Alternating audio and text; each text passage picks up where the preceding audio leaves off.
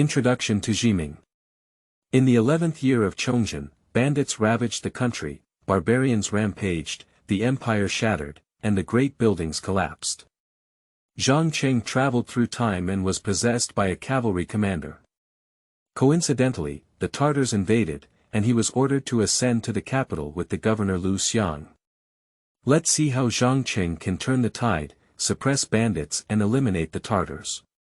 Rewoven the Ming dynasty, making the world peaceful and the world majestic, and ushering in the prosperous era of the Ming dynasty. Chapter 1. The Border Guards of the Tartar Rebels and the Capital Region. You are listening at novelfull.audio.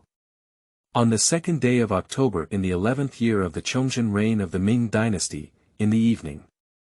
On the official road towards Yuanmen in the Xian mansion, there were over 40 galloping horses, along with more than 20 fierce knights, resembling one person riding on two. They were all wearing long body armor, with iron arms in one water. The armor was quite broad, but it was a dark armor embedded with armor leaves, and the armor surface was covered with thick copper nails. Each knight's saddle is adorned with heavy weapons such as thick-backed machetes or iron bars, with double-pronged crossbars and strong bows inside. These individuals also carry firearms on their backs, although tightly wrapped in gun bags, their style looks like an extremely sophisticated Lu Mi gun. The leader rode his horse alone and galloped ahead. From a distance, he seemed to be in his 20s last year, with a handsome appearance. He was dressed as a Ming army officer, and so appeared even more majestic on his horse. He was dressed in a double-breasted chain armor, with an iron tassel helmet on his head and a thick woolen cloak. He had a crossbow and arrow pouch hanging diagonally on both sides of his body. On the winning hook of his right saddle, there was also an eyebrow-pointed sword hanging, which was about 5 feet long and 2 feet long, capable of chopping and piercing. At the same time, it had the dual power of a spear and a knife, and was a commonly used long-handled weapon in cavalry at that time. Anyone who skillfully used this weapon in the army was a skilled cavalry general. From afar, he could be seen holding onto the reins of his warhorse with one hand and stopping about 5 miles away from Yuanmen. The horse seemed somewhat reluctant and continued to step forward slowly, with its cloak flying in the wind, showing even more heroic spirit. More than 20 brave knights following him also rode their horses to stop by his side. More than 40 war horses were lightly treading on the ground with their hooves, snorting and emitting thick white air from their noses. The cloaks of each knight flew in the wind. "Master, there is Zhiyong Pass ahead, and we have already reached the Chongping territory. Do you want to rest and raise your horsepower?" said a knight with a clear scar on his face to the leader. At this moment, a trail of smoke and dust rose in the direction of Zhiyong Pass, and 2 strong horses rushed towards them, approaching in the blink of an eye. "Report to General Qian, General Chen Shao and his outpost have passed through Zhiyong Pass and are heading towards Chongping City.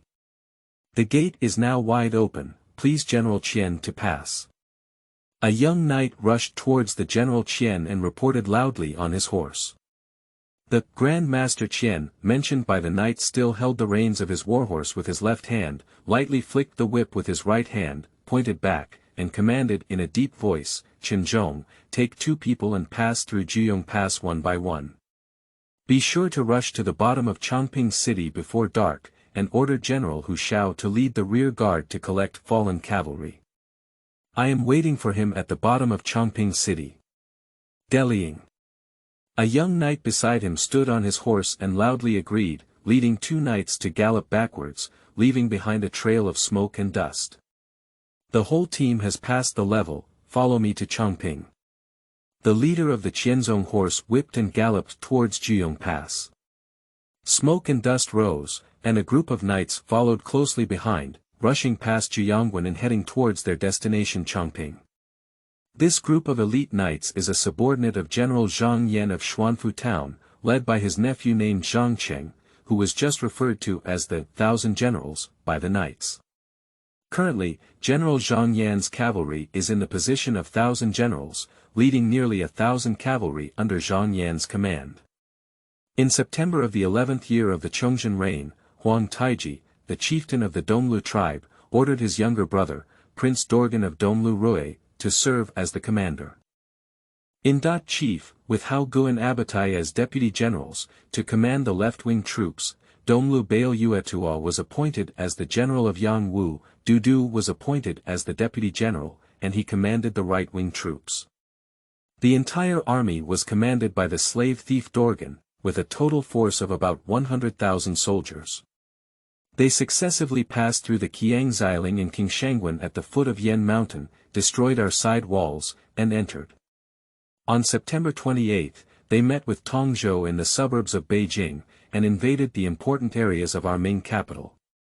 The capital was in crisis, and the court urgently summoned Lu Xiang, the Minister of War and Right Censor of the Imperial Secretariat.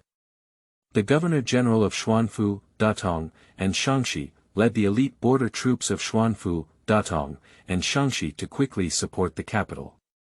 Emperor Chongzhen also sent someone to give Lu Xiang a precious sword of the Shangfang side, asking him to come to the capital at night. The Governor-General of Tianxia assisted the king to rescue him. General Zhang Yan of Xuanfu town also received a military order from Governor-General Lu Xiang, asking him to lead his troops to join the army of the three towns in defending the capital. Since Zhang Yan wanted to take care of his own family, he petitioned the governor Lu Xiang and ordered his nephew, cavalry commander Zhang Cheng, to lead over 1,000 elite cavalry from the 4 posts under his command as the vanguard of the entire army. In order to explore the front line of the reinforcements, he must rush to the city of Chongping in advance, and this is his achievement. And for this reason, he also requested that Governor Lu Xiang allocate another batch of excellent armor and weapons from the arsenal of the Governor-General of Xuanda. Now, as a cavalry commander, Zhang Cheng is fully armored, with 20 excellent Lumi guns inside. Zhang Cheng has allocated them to his own personal team for use.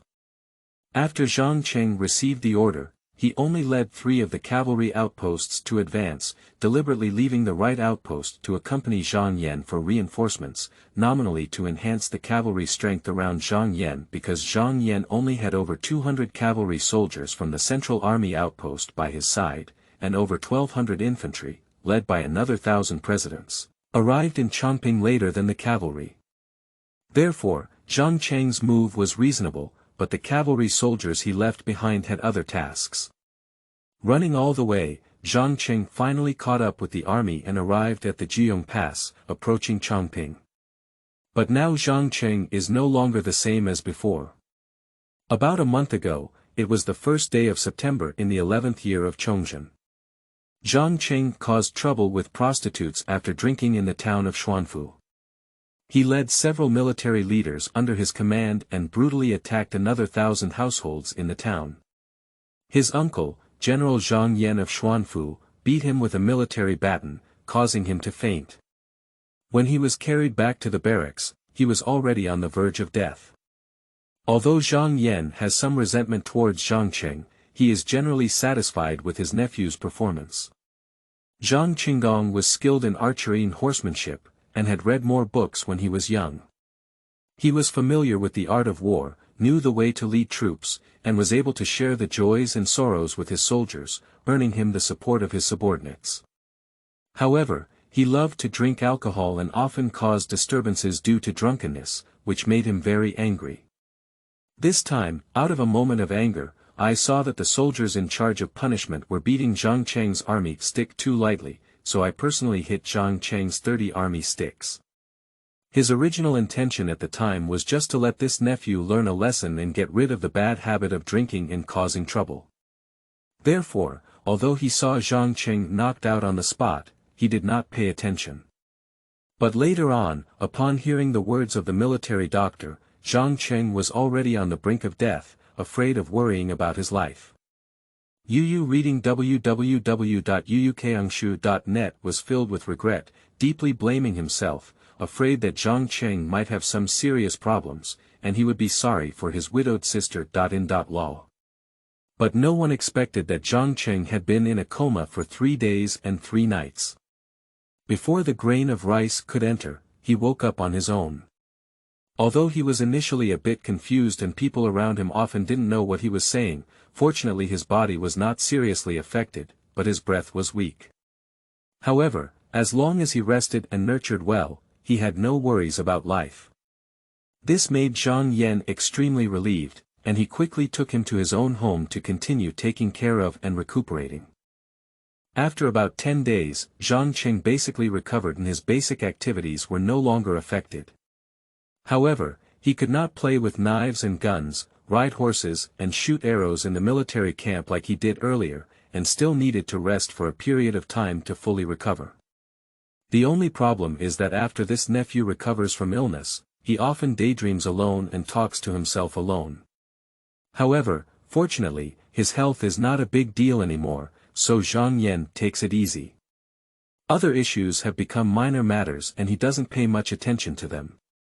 In Zhang Yan's opinion, he is very satisfied with his nephew Zhang Cheng now. After this military beating, although Zhang Cheng was bedridden and unconscious for several days, he felt that his nephew had changed, appearing more calm, cautious, and courteous than before. After observing for a while, it was discovered that Zhang Cheng was actually eager to learn and didn't hesitate to ask questions when he saw anything. Moreover, he stayed in the military camp all day, accompanying his soldiers, commanding and training the military formation, and occasionally pulling his team to the wilderness for some kind of training, which made him somewhat puzzled, but he had never had a problem of drinking again. This really pleased Zhang Yan, thinking that this military stick was not a waste. This time, Zhang Yan was ordered to lead his troops with Governor-General Lu Xiang to ascend to Weijingji. He then requested his nephew Zhang Cheng to serve as the vanguard of the entire army and lead his cavalry to advance to the Chongping garrison. Chapter 2. Past and present lives are all wine. You are listening at novelfull.audio. Chongping town was originally Chongping County, with a circumference of 10 miles and 20.4 steps. During the Zhengde period, Chongping was upgraded to a prefecture and submitted to the jurisdiction of Xuanfu. The Northern Guard Mausoleum covers the dense clouds to the east and serves as a means of residence to the west. During the Wanli period, Chongping was upgraded to a town, with a general and deputy general stationed, as well as Chongping's military reserves and eunuchs guarding the mausoleum. As a crucial area for guarding the imperial tomb, since the Qing army invaded in September of the 11th year of the Chongzhen reign, the officials and soldiers of the Qinhuang garrison in various towns have gathered here, and are under the jurisdiction of the Minister of War. They temporarily serve as the governor of Xuanfu, Lu Xiang, to exercise control and dispatch. On the 3rd day of October, at noon, outside Chongping city, there were undulating weeds, vast areas of land lying barren, and trees with only withered branches. Not far away, there was an open grassland next to a small river. Zhang Cheng's 1,000 headquarters camp is located here, making it convenient to cut down trees and fetch water. There are over 100 tents standing in various sizes, with numerous horses gathered around the tents to eat grass or drink water. From time to time, there are 2 or 3 elite knights galloping back and forth. The outer perimeter is a simple wooden fence wall, and there is a slightly larger tent in the center of the camp, which is the Chinese military tent of Zhang Qingxian's headquarters. At this time, some people are gathered in the tent. Master, our troops have arrived in Chongping on time, and no one has left the team. This is a credit. The speaker was none other than Chongzhen, the commander of the outpost. Zhang Cheng sat on a wooden pier in the middle of the tent, with a simple wooden table made of wooden boards in front of him. Looking at the people in the tent, at this moment, the front, left, and back 3 post commanders, as well as the 6 post commanders of the 3 posts, were gathered inside the tent. However, each post commander had a wooden pillar available for sitting, while the 6 post commanders stood behind each post commander. General Chen Xiao, your department should intensify its surveillance and make sure to understand the situation around you, especially the movements of the slave thieves, and be sure to be accurate, Zhang Cheng said in a deep voice. Chongzhen, the commander of the outpost, stood up and clasped his fists, answering, "Please rest assured, General. Tartars are rampant, but cavalry warfare is actually skilled. Be extra careful when you don't collect them at night. If you can fight against them, fight, if you can't, retreat quickly. Don't be greedy for achievements and rush forward. Zhang Cheng instructed Chongzhen. Chongzhen said cautiously, yes, I understand. Hu Xiao, you are stationed at the campsite. We need to strengthen patrols, set up clear and hidden posts, and be closely guarded within 5 miles to guard the campsite. Zhang Cheng continued. Hu Dake, the commander of the rear guard, immediately stood up and replied, I have received the order. Zhang Cheng looked around at the people in the tent and said in a deep voice, this time, our department will accompany Governor Lu to guard the capital. Everyone should work together to overcome the king's affairs. However, we must also be careful at all times and in every way. I sincerely hope that in the end, we can lead our brothers to safely return to the Xuanfu. All the people in the tent stood up and clasped their fists in unison, saying, please rest assured, General. We will work together to conquer the royal affairs, drive out the Tartars, and protect the capital. Zhang Cheng stood up and said, okay, I am willing to work together with you in the royal affairs and live and die together. Send orders to the left guard to form a formation and follow me out 10 miles to respectfully welcome Governor Lu. After finishing speaking, he got up and left the tent. Outside, there were already soldiers who had prepared his war horses for him. Zhang Cheng took the reins and flipped over to mount the horse, with an extremely agile posture. Everyone followed Zhang Cheng on horseback and rode away, each busy with their own military affairs.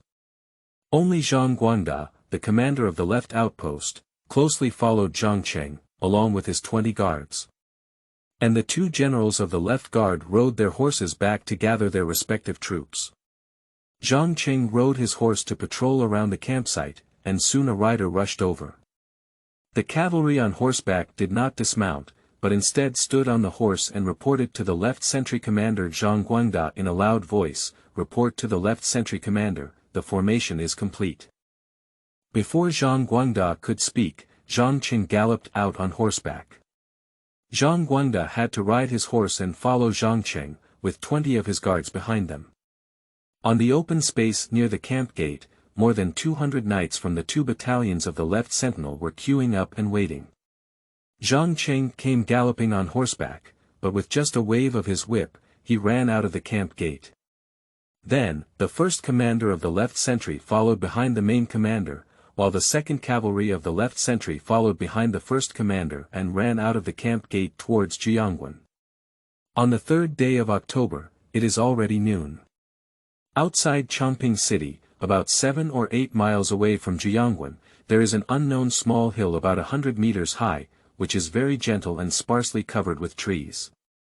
However, a person-tall weed grows in the midst of it. On the grass below the hill, over 200 fierce knights lurked among the weeds. About 30 of them gathered neatly together, with horses scattered around and freely moving around. A majestic figure stood solemnly on the hill, like a stone statue, motionless and contemplative. Beside him was an agile warhorse, accompanying him. The weeds were slightly shorter here, highlighting his tall figure. On the mountainside around him, there were more than 20 elite knights scattered, each with bright armor and great bravery. They gathered together in groups of 3 or 2, holding war horses with their hands, as if guarding him. Standing on the hill was Zhang Cheng, the cavalry commander of the Xuanfu town border army. This was the only way from Jiangwen to Chongping.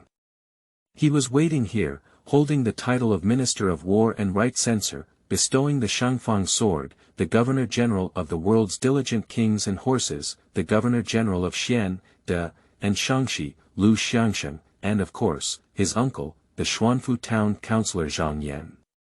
At this moment, Zhang Cheng stood alone on the hill, his majestic figure allowed by the gentle breeze. He looked at the more than 200 brave and loyal soldiers below the mountain, pondering the possibility of entering the capital city this time. It was unknown how many of them would be able to return to the Xian prefecture alive.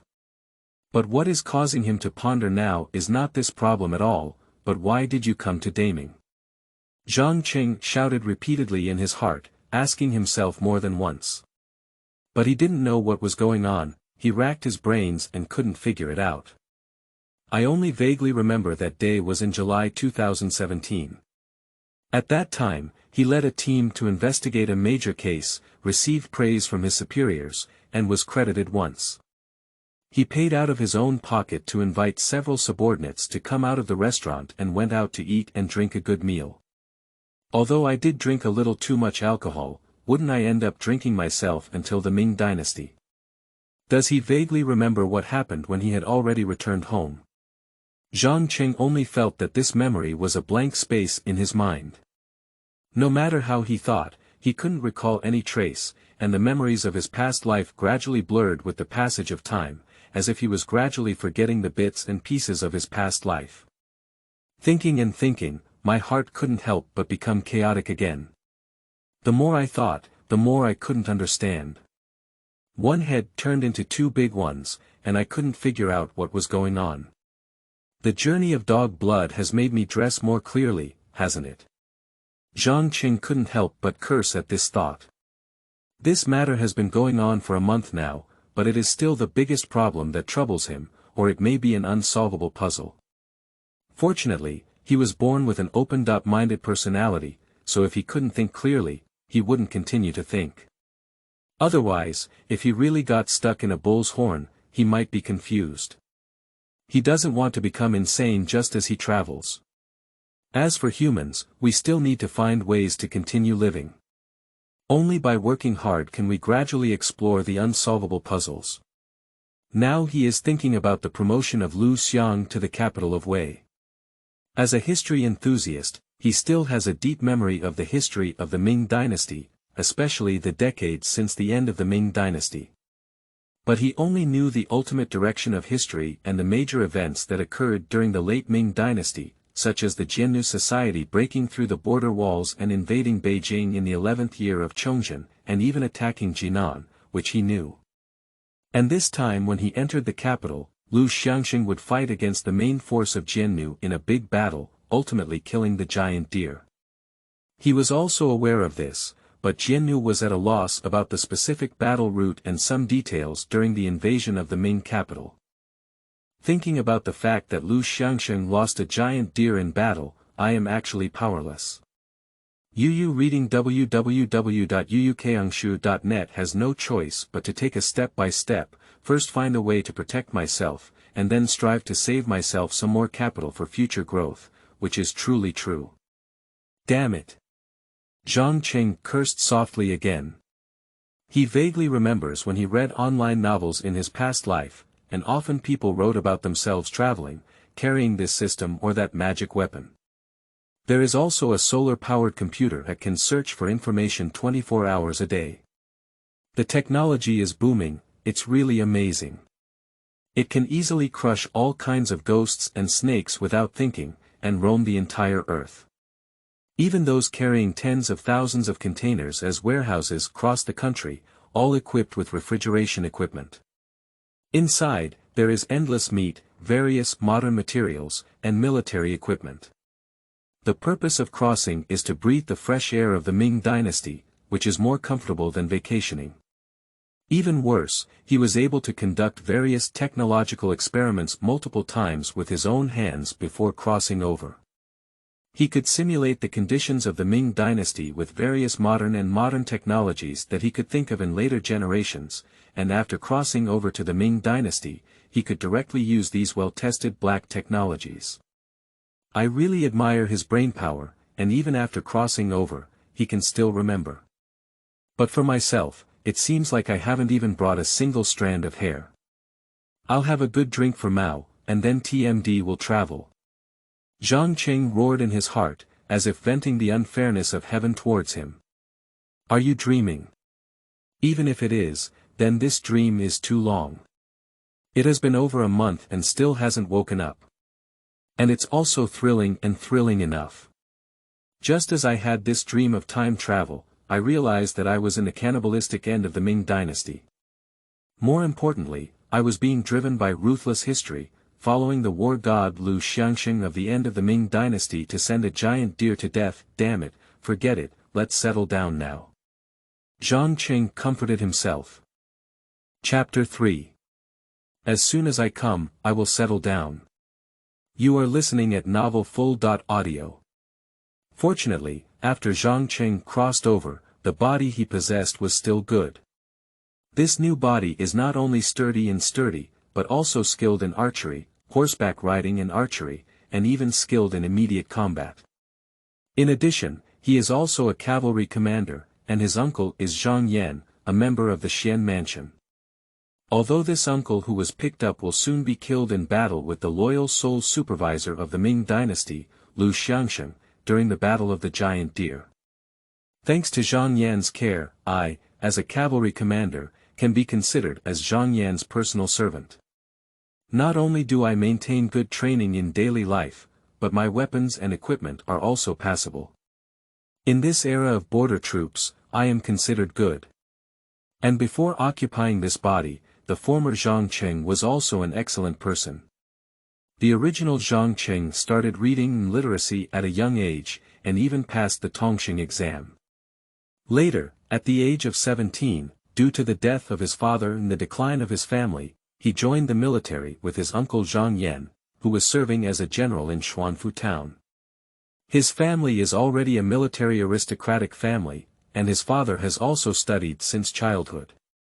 Unfortunately, throughout his life, he did not obtain any official title. Originally, Zhang Yan was going to support his nephew to continue studying the 4 books and 5 classics, hoping that he could obtain an official title and honor his ancestors. But after his father passed away, Zhang Cheng didn't want to sit at home and eat idle food. He even went on a hunger strike to force his mother and uncle Zhang Yan, and only with the consent of his mother and uncle did he seek their consent to join the Xuanfu border army. Fortunately, from a military family, he not only learned to read and write from a young age, but also diligently practiced horsemanship, swordsmanship, and spears. He has a great talent in this field and has been skilled in archery and horsemanship since he was young. After joining the military, he also experienced several battles of various sizes, during which he made military achievements multiple times and led his troops well. He was extremely loyal to his subordinates and was well received by them. He also had the support and care of his uncle, General Zhang Yan, in every aspect. As a result, he was promoted from Xiaoqi to the current position of cavalry Qianzong. However, the only flaw of the original Zhang Cheng was his impatience and irritability. He looked down upon the border army generals and ordinary Qiu Ba, who often caused trouble and offended others. It was all thanks to Zhang Yan's love and care that he was able to keep him safe time and time again. On the first day of September in the 11th year of the Chongzhen reign, Zhang Cheng and his subordinates were drinking at a tavern in the town when they encountered an officer who was bullying others. He couldn't stand this kind of scum who couldn't fight and oppressed the good but was very good at it. He pretended to be drunk and took the opportunity to cause trouble with prostitutes, giving the scum officer a painful lesson. Who would have thought that they also had backstage and went straight to Zhang Yan to report the crime. Zhang Yan had high expectations for this nephew in his heart, and his original intention was only to use this incident to teach his own nephew a lesson, hoping that he could learn from it and change his bad spleen qi. Unexpectedly, his subordinates were getting heavier and killed the original Zhang Cheng. Let this fake Zhang Cheng, who had traveled through the unknown, take a ready-made advantage and occupy the good body in the position of cavalry commander. It took him more than half a month to fully recover his body, which shows how ruthless Zhang Yan was when he first took action. And this half-month is also the most painful day in Zhang Cheng's life. At first, he didn't understand everything in front of him and didn't know what was going on. Fortunately, as a person of 2 generations, he did not appear overly frightened or panicked, but calmly explored everything in this unknown world, silently pondering alone. Later, gradually, a trace of the remaining memories of the original owner was restored from this body, and some information about this new world and the original owner of this body was obtained from his subordinates who had visited him before. Moreover, during this period, Uncle Zhang Yan has been taking care of his fake nephew at his own home and has not dared to tell his widowed sister in law about the matter. Zhang Cheng also took advantage of this opportunity to learn a lot about himself from his aunt who took care of him. He pretended to be confused and forgot many things from the past, so he always chatted with his aunt and took the opportunity to inquire about everything related to him. Out of concern, his aunt did not doubt him and told Zhang Cheng everything he knew in detail. Zhang Cheng was exactly 40 years old before his time traveling, and after years of experience in society, there was nothing that could not be let go or missed. Although the longing for his parents, wife, and children in his past life lingered in his heart, the reality was already like this. What's the use of just thinking? The most important thing now is to accept reality, silently endure the pain of missing, and then find a way to live strong. And as his body gradually recovered, he felt exceptionally strong and seemed to have endless strength. He didn't have any unfamiliar feelings about archery or battle formations, but his movements were slightly stiff and not very coordinated. Everyone advised him to recover from a serious illness and not do these things, and he didn't pay much attention to them. Slowly, he accepted this reality, and after getting well, he stayed in the military camp and practiced with these subordinates every day, in order to get to know them better and strive for some changes in the Battle of the Giant Deer. He knew that it was not possible for him to enter the capital without going on his own. Even if he knew he was dead, he had to go, because if he didn't go at this time, it would be a failure to comply with orders, and he would also have to behead and even implicate his family. Therefore, he could only adapt to the situation, break down his moves, and take a step by step. His greatest wish now is to come back alive from the giant deer. It would be best for Yu to bring back more trilogy together, so that he can have the capital to settle down in this world. He is too weak now, without a strong foundation, he cannot survive in the cannibalistic world of the late Ming dynasty, let alone his desire to change this hellish world. Now we can only adapt to the development of the situation, strive to make the outcome slightly better, and look forward to our future self, who can have the ability to do things that we believe are right. Not long after noon. From a distance, smoke and dust could be seen flying up ahead, and 5 fast horses galloped towards the hill, gradually approaching. In a short while, Zhang Guangda, the commander of the left sentry, rode up and dismounted in front of Zhang Cheng, reporting, "Master, the sentry cavalry has reported that the vanguard of Lu's army is less than 10 miles away." "Okay, order the whole team to follow me and welcome Governor Lu and all the generals," Zhang Cheng said as he flipped over and mounted his horse. The guards on the mountainside also turned over and mounted their horses, with agile and neat movements. They rode horses and followed behind Zhang Cheng, rushing down the hill. Zhang Cheng dismounted from the hill and arrived at the official road, waiting on horseback for the knights from the left post to form a formation. Quickly, all the knights mounted their horses, and according to the 2 generals, each team had already completed their formation. They rode their horses and stood on the official road, while the commander of the guard, Zhang Guangda, followed Zhang Cheng. "Order all teams to make way for the main road," Zhang Chengfen instructed. As the military order was conveyed, the 2 cavalry commanders converged at one point, with over 200 elite cavalry standing behind Zhang Cheng on horseback. Zhang Cheng instructed General Zhang Guangda, "Guangda, when the army arrives, lead your troops forward and guide the way for the army." After finishing speaking, he rode his horse and led the 20 cavalry guards to rush towards the large army of Xian, De, and Shangxi that had entered the capital and Jiangyi. Chapter 4. Sacrifice to Changling and Worship to Ancestors. You are listening at novelfull.audio.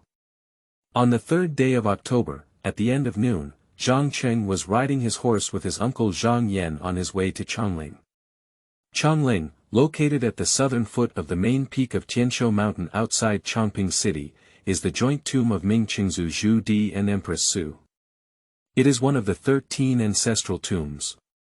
Among the Ming 13 tombs, Changling has the largest architectural scale and covers an extremely wide area.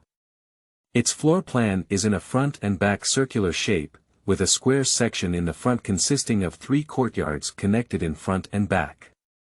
The circular section in the back is the Baoqing, resembling a castle, with a tall enclosure inside. There is a door in the south and center of the city, which can reach Seoul Tower along the path. The sole tower is square in shape, with a coupon door on all sides, a cross-shaped dome-shaped ceiling in the middle, and a yellow tube tile roof with double eaves resting on the mountain. The inscription, Changling, is on the list below the eaves. There is a monument in the middle of the building, with the inscription, Zhiming, on the forehead. The 7 characters, Tomb of Emperor Chongzhen, are engraved on the body of the monument. Hanging the title of Minister of War and Right Imperial Censor, bestowed with a precious sword by the Shangfang side, and appointed as the Governor-General of the world's diligent kings and horses.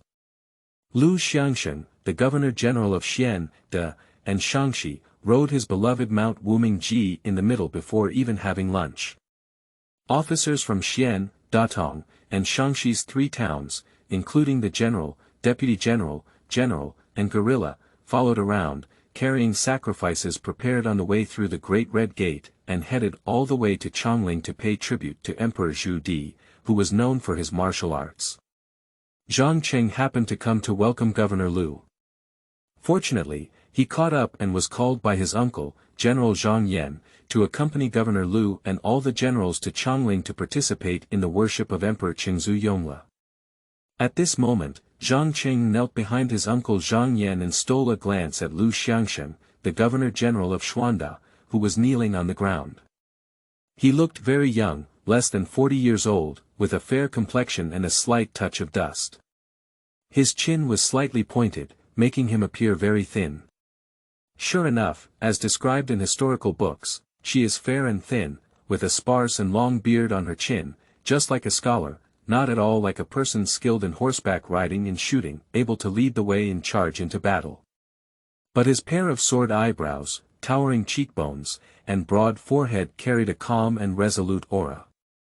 According to historical records, Lu Xiang was not only incredibly powerful, but also possessed extraordinary martial arts skills. He often used a large sword weighing nearly 100 pounds as a weapon and was skilled in archery, both on foot and on horseback. What's even more rare is that he, as a literati, was skilled in military training and was able to share weal and woe with soldiers. He always personally charged forward and had no defeats in battles against bandits, making him a unique type of military commander in the late Ming dynasty. Moreover, Lu Xiang was not only good at governing the army, but also at cultivating farmland. During his 2 years as the Governor-General of Xuanda, he not only cleaned up military affairs and trained Xuanda soldiers into a first-class strong army of the Ming dynasty, but also encouraged land reclamation. In just 2 years, he accumulated 200,000 stones of grain and rice. He was truly a versatile person in both literature and military, a pillar of the country. Unfortunately, he ultimately became a tragic hero. In my ears, I heard Governor Lu Xiang kneeling on the ground, stuttering and congratulating, "I hope to rely on the spirit of my second ancestor, Liaison, to annihilate the Tartars, strengthen our border defense, and fulfill my duties as a humble minister. I am willing to do my best, even if I have my liver and brain on the ground." After kneeling and listening to the advice of the supervisor Lu Xiang, Zhang Cheng couldn't help but feel waves in his heart. A force shouted inside him. Only such people deserve his respect and protection. He knew very well that only Lu Xiang was the hero who could save the Ming dynasty. However, the battle of the giant deer in the near future was where this hero fell. Although he knew all of this, he was powerless, and a feeling of emptiness and powerlessness filled his heart, unconsciously leaving tears in his eyes. After the Governor-General of Xuanda, Lu Xiang, finished his message, he offered sacrifices to Emperor Yongle of Chengzu. After all the worship procedures were completed, everyone followed the governor, Lu Xiang, and left Chongling together. Governor Lu Xiang's supervisor camp was stationed in Chongping City, and his governor's headquarters was also set up in the city. With the support of his subordinates and officials, Lu Xiang rode his beloved Wuming into Chongping City. And the military camps of the 3 towns of Xian, De, and Shaanxi, which were supported by the governor Lu Xiang, were all set up in various locations outside Chongping City. Among them, The reinforcement camp of Xuanfu town was located in the eastern area of Chongping city according to the deployment of the governor's headquarters. About a few miles away from the east gate of Chongping, there is a small place called Chongzhen village. Not far to the east, there are lakes and small rivers flowing through, and a few miles to the north, there are many mountains and there is no shortage of wood. It is indeed a good place for marching and camping. At this moment, the various departments of the Xuanfu town reinforcements were already outside the camp, setting up dense wooden fences and repairing the tall gate and watchtower. Zhang Cheng followed behind Zhang Yan and rode his horse into the camp. As soon as I entered the camp, I saw the soldiers inside setting up tents, building stables, digging toilets, and the entire camp was busy and tense. Xuanfu town was ordered to guard the capital and dispatched more than 10,000 elite horse infantry soldiers. Among them, Yang Guizhu, the commander-in-chief of Xuanfu town, personally led more than 3,500 soldiers from the main barracks to provide reinforcements, with about 2,000 cavalry soldiers inside. He had already accompanied his general Guiyingzhan, a guerrilla officer, to Chongping first. The remaining infantry were ordered to arrive here within 3 days, and his central army tent was located in the middle of the entire Xuanfu town camp. Zhang Cheng's uncle, Zhang Yan, the general of Xuanfu town, was originally the main general of the right-wing camp of Xuanfu town. He also led more than 2,500 troops and horses to join the reinforcements this time. More than 1,200 cavalry had already arrived in Chongping. Among them, 4 posts were led by his nephew, cavalry commander Zhang Cheng, and the first post of the central army was led by Zhang Yan himself as his personal guard. The remaining 1,200 infantry were also limited to 3 days to arrive in Chongping. His camp was placed on the left side of the main camp of General Yang Guizhu. The remaining guerrilla generals in Xuanfu town, Li Jianming and Wen Hui, respectively led 2 battalions of soldiers and horses from the southern and western defense camps of Xuanfu town.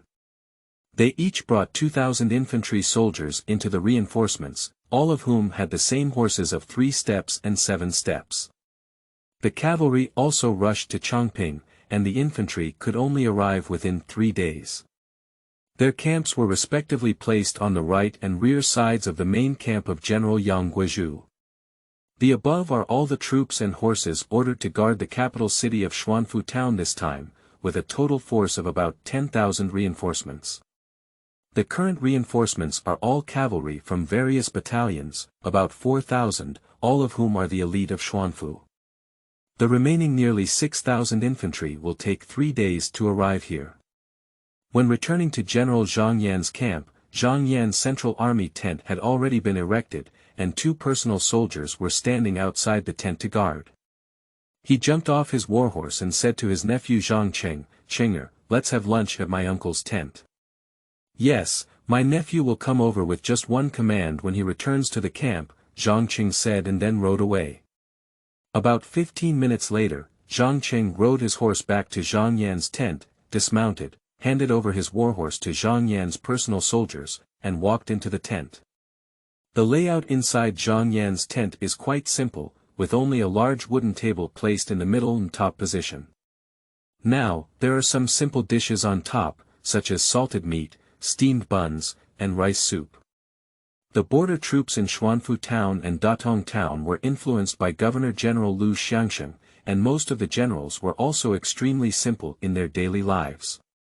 Especially now that they are marching outside and the camp is newly established, everything is simple and cannot be criticized. Zhang Cheng sat on a wooden pier in front of the big case, picked up a piece of baked bun and took a bite. Just as Zhang Yan walked out of the tent, he had already taken off his armor and changed into his military uniform.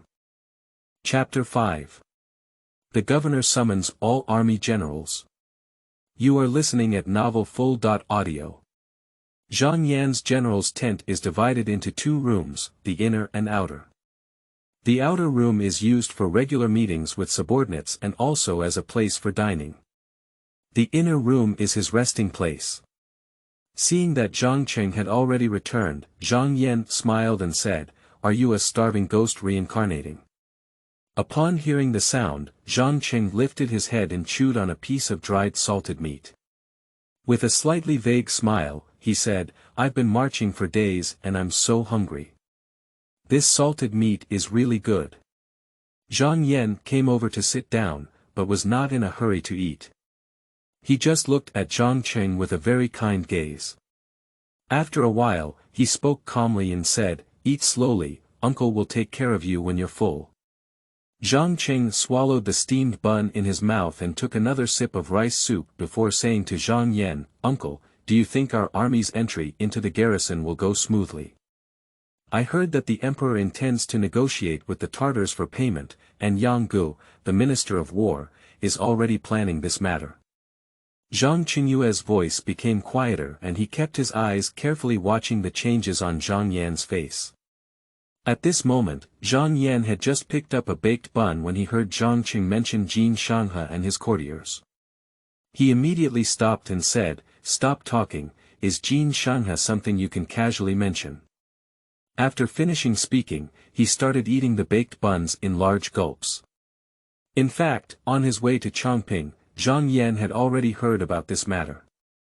The generals of Xuanda were secretly worried that the current court situation might be unfavorable to the governor Lu Xiang. Everyone knows that Governor Lu Xiang is determined to lead the battle, and when he arrived, he was fully prepared to fight against the Tartars in pain and joy. However, along the way, there were constant rumors that the court was going to negotiate with the Tartars for funds, and the senior minister Yang Sikheng was already planning this matter. It seems that the current emperor also supports the proposal, and everyone is worried about it. They worry about Governor Lu and the future of the Xian army. Cough. Cough. Zhang Yan was thinking about something in his heart. He ate a few bites of steamed buns and quickly took 2 sips of rice soup.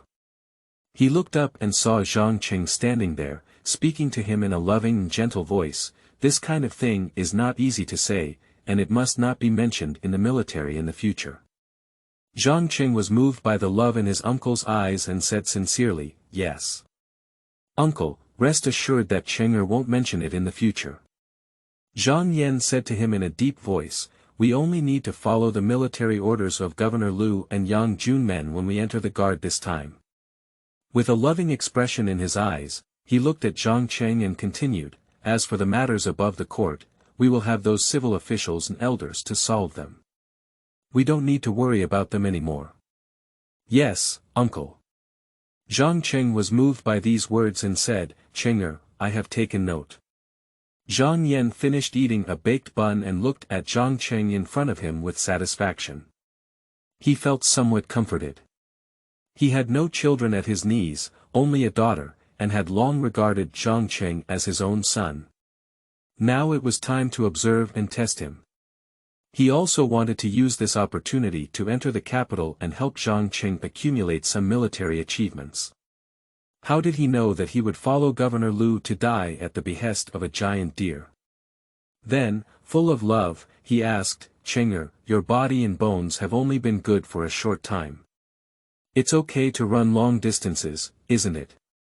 Zhang Cheng was still eating his steamed buns with salted meat and rice soup. When he heard Zhang Yan caring about his body, he was moved. His father had passed away early, and he treated this uncle like half of his own father. At this moment, he quietly replied, "Uncle, rest assured, Cheng'er is doing well." After putting down half of the steamed buns and soup bowl, he stood up and punched Zhang Yan a few times before saying with a smile, "You see, everything is fine." "Okay, as long as it's okay." Zhang Yan saw that his nephew was healthy and didn't suffer from any stubborn illness from the military stick he had hit last time. He was truly happy and couldn't help but laugh heartily. Zhang Cheng saw it in his eyes and felt warmth again in his heart. Zhang Yan's concern and love for Zhang Cheng were expressed in words, which moved Zhang Cheng deeply. The warmth in his heart made him slightly excited, and he couldn't help but have the idea of saving his uncle's life during the battle of the giant deer. "By the way, your right guard has followed me to Chongping. You can take it back yourself." Zhang Yan suggested that Zhang Cheng take back the cavalry commander's right guard who came with him. Let's leave the right sentry by my uncle's side. The Tartars are strong and incomparable to the bandits. If the right sentry stays by my uncle's side, he can also protect his uncle's safety.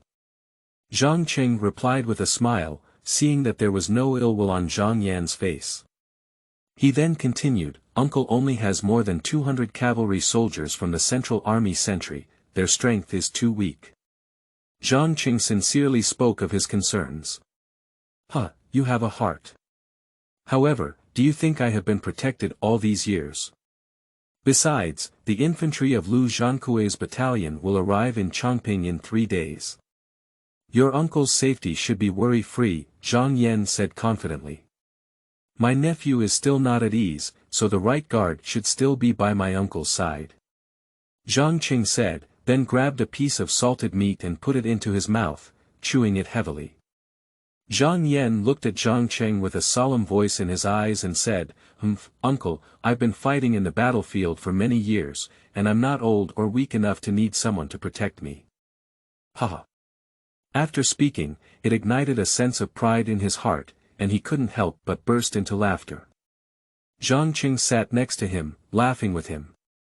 Seeing Zhang Cheng somewhat stunned, he spoke softly and said, Take it back from the right sentry. You, my uncle, and nephew are in the same camp, and something will arrive in an instant. What's there to worry about?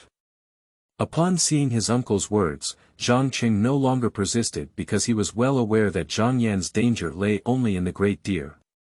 Before the Battle of the Great Deer, he had no life in danger, so he immediately responded, Chenger, take orders. Zhang Yan had no children under his knee, only a daughter, so he had taken care of his nephew Zhang Cheng as if he were his own son. Seeing Zhang Cheng calm and capable, but also worried about his own safety, he couldn't help but feel relieved and extremely relieved. Uncle and nephew had just finished lunch when a personal soldier came in to report. Yang Guozhu, the commander-in-chief of the Xuanfu, sent his own soldiers to report. During the Shenshi period, officers from various departments of Xuanzhen, with over 1,000 generals, who had entered the capital, gathered at the large tent of the Yangjun Gate and followed the Yangjun Gate to the Governor-General of Chongping. After the personal soldiers withdrew, Zhang Cheng said to his uncle Zhang Yan, Uncle, what does it mean for the governor to summon the generals? It's hard to say, Zhang Yan pondered for a moment and continued, At this moment, there is no trace of the Tartars near Chongping, so there shouldn't be an emergency military situation. Zhang Yan paused for a moment, his eyes fixed on his nephew Zhang Cheng, and suddenly asked, Chenger, what do you think about the recent invasion of the border by the Tartars? Upon hearing these words, Zhang Cheng didn't know how to answer well for a moment. After a moment of contemplation, he said, Since the second year of Chongzhen, these Tartars have been breaking through the border and invading the enemy consecutively, more than once. If they don't fight against them, they will be afraid and there will be no other way. Zhang Yan nodded in approval and said, Inspector Lu really wants to fight against the enemy. We'll just follow the military orders. Zhang Cheng looked at his uncle and continued, The Tartars have already subdued all the tribes of Mongolia. I have heard that they have now subdued North Korea. They have no worries about it, but they are dedicated to my Ming dynasty. However, there is a trend of bandits rising inside our court and Tartars invading the country outside, but our finances are depleted and the court is constantly in conflict. Zhang Yan looked at his nephew Zhang Cheng in surprise, with a hint of surprise in his eyes. He couldn't help but ask, in Chenger's opinion, what should we do? Zhang Cheng closed his eyes and pondered for a long time before opening his eyes and saying, based on the imperial aura of the capital, gather the diligent king's soldiers from all over the world, fight against the enemy, make them afraid, and then reconcile with them, negotiate payments with the enemy, so that the Eastern Front is worry-free. Only by stabilizing the external enemy can we specialize in suppressing bandits and pacifying the people. It won't take 3 to 5 years until the national court is stable and the people's strength is restored. What are the few Tartars who are afraid of? By that time, our victorious army in suppressing bandits has become a strong army of hundreds of trials, capable of defeating bandits and annihilating the enemy. After listening to Zhang Cheng's words, Zhang Yan fell into contemplation and slowly walked to the handsome chair to sit down. He felt that what Zhang Cheng said was not unreasonable. The reality of the Ming dynasty was right here. Despite the depletion of financial resources, he had to fight on both fronts. As a result, both fronts were not pleasing to him, and he basically gave first aid wherever it was in danger.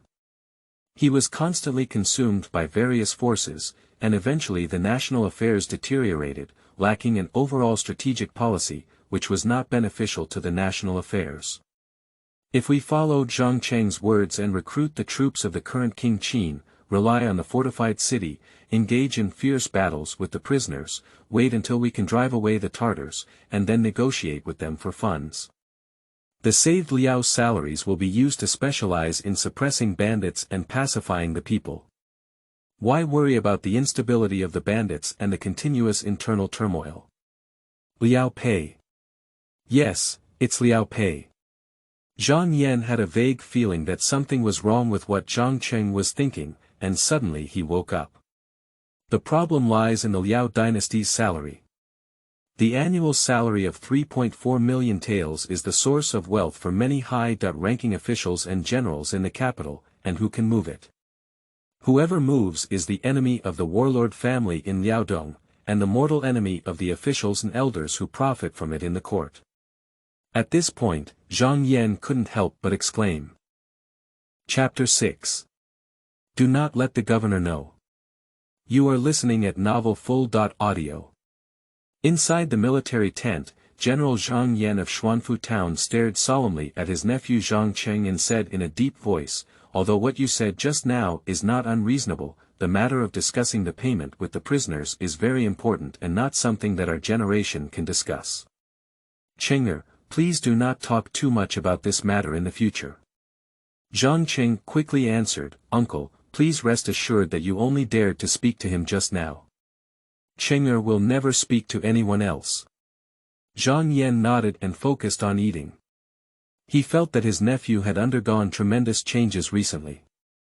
Not only did he appear more calm, but his thoughts were also clearer and brighter. However, he was still somewhat immature. With him by his side and a few more years of teaching, his future achievements may be higher than his own. The future of the Zhang family may depend on this nephew. But Zhang Cheng sighed in his heart at this moment. The situation was just like this, and many people knew it very well in their hearts. But no one dared to explain this matter clearly. Is this Ming dynasty really hopeless? Is this Han family destined to change hands, and will the Han family eventually become slaves? No. Zhang Cheng shouted in his heart, raging with anger, but he was powerless to do it for the time being. After finishing lunch, Zhang Cheng stood up and said to Zhang Yan, Uncle, Chenger has already eaten well. Let's go back to the camp first to see the script. Hurry back to Uncle's place before the time of the hour. Why don't you go back to the camp and take a look at the script first? Remember to come to my place before the Shinshur period and follow me to report to Yang Junman's tent, Zhang Yan instructed. Chenger, please obey your orders. Zhang Cheng knelt down on one knee and clasped his fists to receive the order. Zhang Yan looked at Zhang Cheng and smiled affectionately. Zhang Cheng got up and walked out of the tent. Zhang Yan's personal soldiers had already brought his warhorse, flipped over and mounted it, running towards his 1,000 headquarters camp. Normally, Zhang Yan only has over 1,200 cavalry under his command to reach Chongping, so there shouldn't be a need for a large campsite. But cavalry camping is different from infantry because warhorses also need to rest. When camping, not only do they need to set up tents, dig toilets, but they also need to build stables and leave some vacant grasslands for horse walking.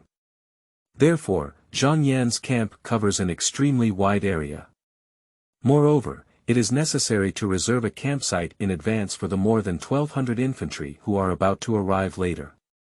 Zhang Cheng's 1,000 headquarters campsite is located to the east of Zhang Yan's tent, where nearly 100 tents of various sizes stand. Basically, there are 1 or 10 cavalry soldiers living in one tent, and then the 3 armors form a team. Their tents stand together, totaling 4 tents.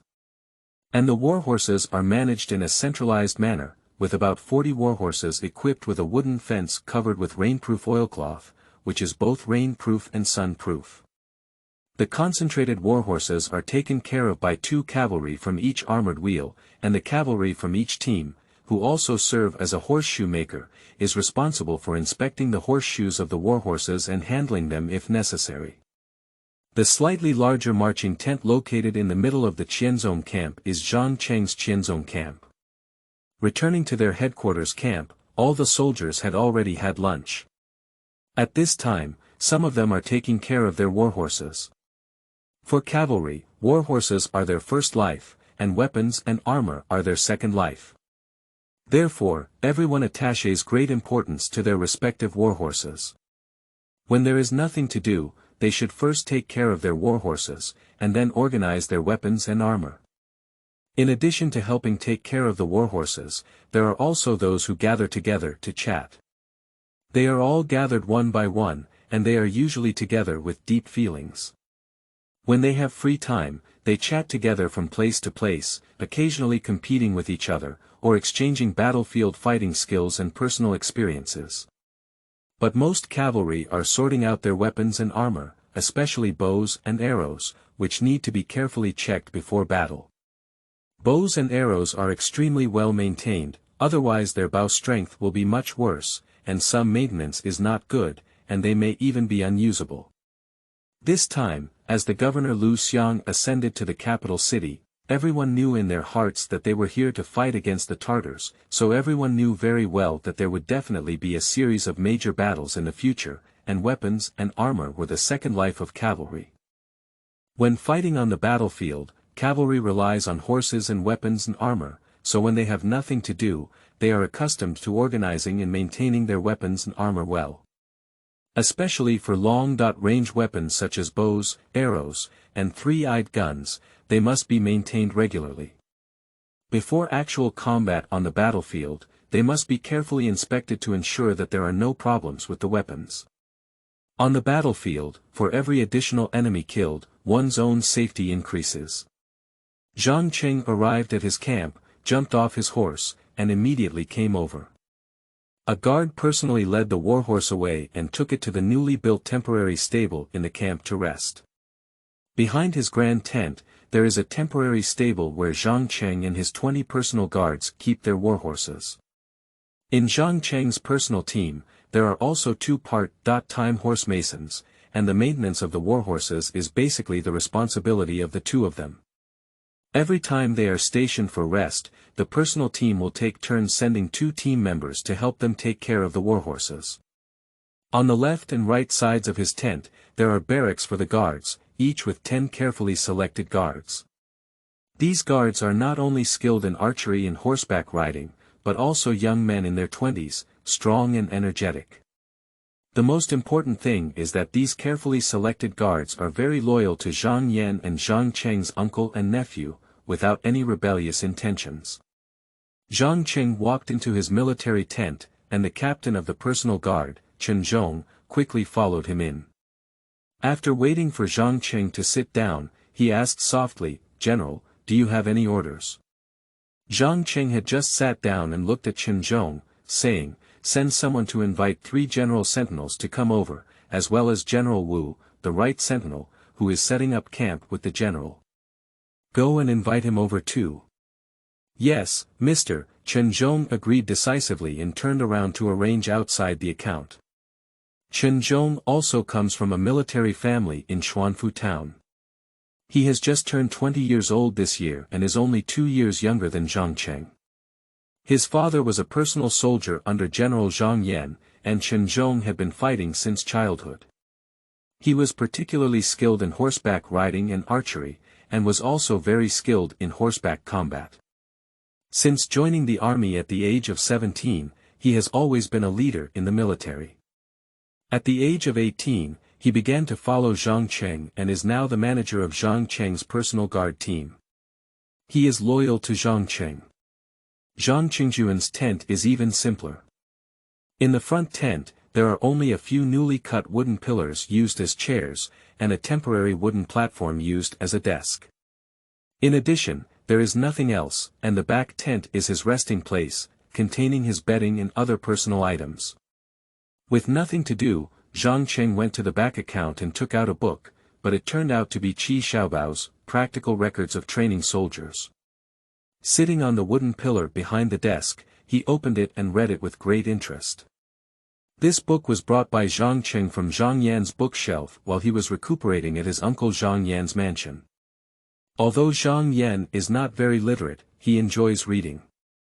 His home does indeed have a collection of historical books and military strategies. Zhang Cheng has just traveled to this world. Although he has some understanding of this world in his memory, and his predecessor Zhang Cheng still has a trace of his original memory, it is always somewhat vague. So, he regarded this, Practical Records of Military Training, as a precious treasure and kept it by his side. When he had free time, he would take it out and take a look, and there would always be gains. After a while, Chongzhen, the commander of the outpost, was the first to come in. He saw Zhang Cheng sitting on a wooden pillar behind the desk reading a book. He then found a wooden pillar and moved to the side of the desk, saying softly, "Master, brothers have traveled 40 miles around here, and even bought and borrowed 10 stones of grain and 2 stones of bean feed." Zhang Cheng put down the book, Practical Records of Military Training, in his hand and looked up to Chongzhen, saying, "The Tartars have violated the border, and the people have fled. It is naturally difficult to buy this grain. What is the reason for borrowing grain?" Chongzhen, who was in his 20s, although not very tall, was indeed very capable and cautious. As soon as Zhang Cheng arrived in Chongping, he instructed him to lead a team to explore the surrounding terrain and see if he could get some grain. At this moment, he smiled and said, "Master, don't worry. This time, my subordinates have encountered several large strongholds, all located in areas that are easy to defend and difficult to attack. They said that the army came to fight against the Tartars and should have supported them. However, there is not much grain stored in the stronghold, so I don't want any silver. Instead, I will give some grain and rice to the soldiers for free. The grain and rice sent to each stronghold are not many. The sons also made it clear that this is something we borrowed and will return after the war." Zhang Cheng nodded and said, "You must guard this matter strictly and not leak it out to avoid affecting the morale of the army. Remember, let alone spread it out. As for borrowing grain, let's not make an exception, and never let the governor know about this matter." Chongzhen put away his smiling face and said solemnly, "Master, don't worry. I have already told my sons not to mention this matter, as it will definitely rot in their stomachs. But will the situation really be like that?" Chapter 7. The Military Accounts of the Generals of Xuanfu. You are listening at novelfull.audio. To the east of Chongping City, Xuanzhen Qinhuang Army Camp, Cavalry Commander Zhang Cheng's tent. Zhang Cheng was speaking with Chongzhen, the former commander of the outpost, when footsteps outside the tent rang out.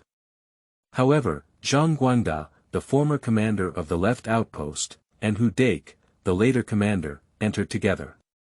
The two of them entered the military tent and each found a wooden block, then moved to the table in front of Zhang Cheng and sat down. Zhang Guangda had a beard on his face, so his colleagues in the military nicknamed him Zhang Beard. However, few dared to call him in person because he was tall and sturdy, with a fierce expression on his face, not angry or arrogant. And Hu Dake, who was also tall and powerful, had a friendly face, and was young and upright. He was very smooth in handling things, so he had excellent popularity in the military. "Master, you've been working hard all day, don't you take a break?" Zhang Guangda said in a muffled voice, but he was quite concerned about Zhang Cheng. "I also want to rest, but with a lot of military affairs, rest is not easy," Zhang Cheng said as he rubbed his temples. At this moment, the captain of the personal guards, Chen Zhong, accompanied the commander of the right outpost, Wu Zizhong, into the tent. Wu Zizhong also moved a wooden block himself and sat next to the table. Chen Zhong naturally stood behind Zhang Cheng, with a straight posture and a waist knife in his hand. After Wu Zhizhong sat down, he saw Chongzhen standing behind Zhang Cheng with his waist knife in his hand. He smiled and said to Chongzhen, "Little Zhongzi, why don't you find a wooden stump to sit down on? Don't poke it like a tree stump." Chongzhen just grinned and didn't answer. He just stood in place and didn't look for a wooden block. Instead, he straightened his posture even more. Zhang Cheng smiled and said, "This child loves to stand, Lao Wu, why don't you keep making people sit down?" Everyone in the tent laughed. Wu Zhizhong was in his 30s and was the oldest among the crowd in the tent. He had extensive military experience and was highly respected. "Old Wu, how did you handle the task assigned to you?" Zhang Cheng asked. Wu Zhizhong licked his lips and said, "Everything has been done properly. As instructed by the general manager, we have 400 stones of rice and wheat, about 100 stones of bean seasoning, as well as a lot of dried meat and salt. Along with our headquarters of over 600 horses and mules, they are all with General Lu Xiang at the back, following their footsteps to Chongping." Zhang Cheng asked with a serious expression, "So, Mr. Lu Xiang, you don't have any doubts, do you?" All the people in the tent turned their heads to look at Wu Zhizhong and heard him say, "No, that silly guy. I'll keep a cavalry to guard him. I'll just tell General Lu Xiang that our military funds will come with their infantry to Chongping. In addition, we have a black face, Xuanfu, accompanying the army for transportation. I'm afraid General Lu Xiang won't dare to do anything." After speaking, Wu Zhizhong grinned and everyone in the tent followed suit with a knowing smile. Wu Zhizhong's black-faced Xuanfu is the governor of Zhang Qingxian's headquarters and 100 households Hebiao. He is the most principled official in his character, both rigid and stubborn. In the military, no matter who he faces, he always has a black-faced face, as if everyone owes him 100 taels of silver, which is almost unfriendly. He only shows some respect for Zhang Yan and Zhang Cheng's uncle and nephew, because Zhang Yan once saved Hebiao's life. "Well, with Xuanfu here, there shouldn't be any problem," Zhang Cheng smiled as he finished speaking. "Master, how can you repay the high-interest loan of over 2,000 taels of silver when you go back?" Hu Dake was somewhat worried. "Huh, why do you think so much? If we can go back alive, we'll take our head back. I see who dares to take it," Zhang Cheng said nonchalantly. Originally, after Zhang Cheng crossed the border and figured out what was going on, he began preparing to enter the capital. He knew about this and couldn't escape even if he wanted to, so after recovering, he stayed in the military camp. On the one hand, he familiarized himself with the situation of his subordinates, and on the other hand, he searched for the feeling of the military. He familiarized himself with the strength of his current body, including combat skills such as horseback riding and horseback chopping. These were the capital to protect himself and his life in the future Great War. Moreover, before the team was about to break out, several pawnshops in the town were found multiple times, and even those who offered high-interest loans in the city were rejected due to the lack of collateral. So on the night before the start of the campaign, Zhang Cheng led his personal soldiers to find a thug leader who was lending money in the town, and directly forced him into the military camp. With a charge of colluding with thieves, he was about to be executed. After everyone cooperated and acted, he finally extorted 2,000 taels of silver. The next day, before dawn, he led his army to march and left a promissory note for the poor lord, which read, "Borrow 2,000 taels of silver, and when the army triumphs, return the capital and interest together." Then, he quietly left the right guard, who was nominally guarding Uncle Zhang Yan, but in reality, the commander of the guard, Wu Zhizhong, had another task. That is to use the 2,000 taels of silver that was falsely obtained to privately purchase rice, noodles, and bean materials, and then escort them to Beijing with the infantry camp. I estimate that at this moment, the thug who was falsely accused of 2,000 taels of silver is burning incense and worshipping Buddha to bless Zhang Cheng's safe return. What can he do if he encounters such a group of harmless Chiu Ba? After chatting for a while and seeing that it was almost time, everyone left to allow Zhang Cheng to rest. Zhang Cheng read the training chronicles again, and when it was about time, Chen Zhong came in to remind Zhang Cheng and helped him put on his armor. Chen Zhong helped Zhang Cheng tidy up his armor and said to him, "General, the horses are ready. Should we go to General's place now?" Zhang Cheng hung a sword around his waist and said, "I can go by myself, you don't need to follow me."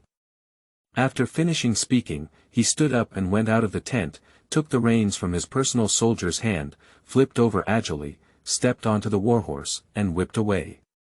When Zhang Cheng arrived at the military tent in Zhangyan, his uncle Zhang Yan was already waiting for him. Seeing his arrival, he stood up and said, "Chenger, let's go. Don't wait for young Yuanmen." General Zhang Yan, who is nearly 40 years old and has a handsome appearance, is now dressed in polished willow leaf steel armor, lined with thick red cotton, topped with a golden phoenix wing helmet, and draped with a bright red cloak and cloak behind him, exuding a majestic aura. After Zhang Yan finished speaking, he stood up and left the military tent.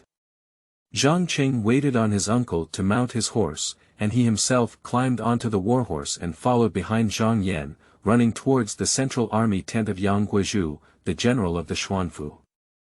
When Zhang Cheng rushed with Zhang Yan to the main tent of General Yang Guizhu in Xuanfu, there were only General Yang Guizhu's personal generals in the tent, while the guerrilla rank officer Gui Yingzhan led the 1,000 generals of the regular barracks in the tent. Gui Yingzhan is also in his 40s, not very tall in stature, but extremely robust. He is dressed in thick vermilion oil and iron armor, covered in a bright red cloak, and looks square in all directions. His face can be seen with multiple knife scars, making it clear that he is an old soldier who has been fighting for more than 100 years and has been promoted through hard work. And the person sitting in the center of the main tent of the Central Army is Yang Guizhu, the second-rank official in charge of the general of the rear army, the general of Jinshua, and the general of the Xuanfu garrison. He was nearly 50 years old, but he had a burly figure with a Chinese-style face and a weathered complexion. He had a demeanor of a seasoned general, wearing a thick iron armor and a bright red cloak.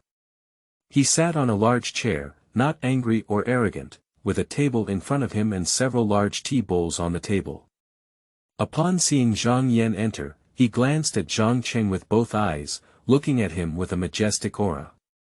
He smiled and said, "Brother Zhang, sit down and drink some water first.